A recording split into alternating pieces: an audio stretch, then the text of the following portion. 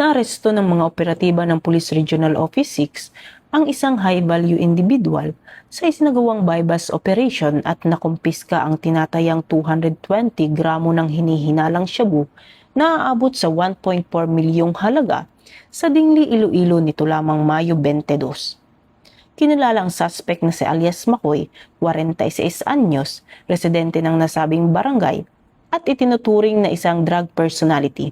Batay sa investigasyon, lumalabas na umano'y sangkot ito sa iligal na bintahan ng droga, hindi lamang sa kanilang bayan, kundi maging sa mga karatig na lugar. Isinagawa ang operasyon sa kahabaan ng De Vera Street, Barangay Poblacion, Dingli, Iloilo.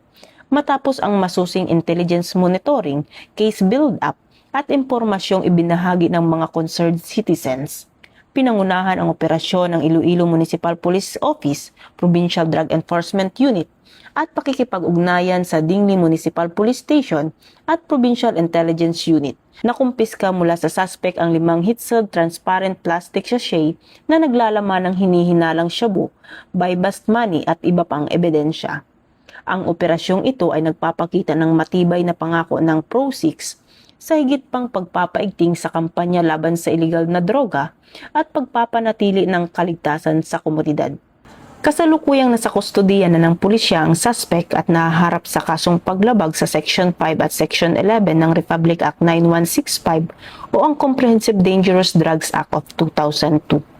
Mula dito sa Campo Crame, ako ang inyong PNN correspondent, Patrolu Mandara Palogme, alagad ng batas, tagataguyod ng balitang pulis.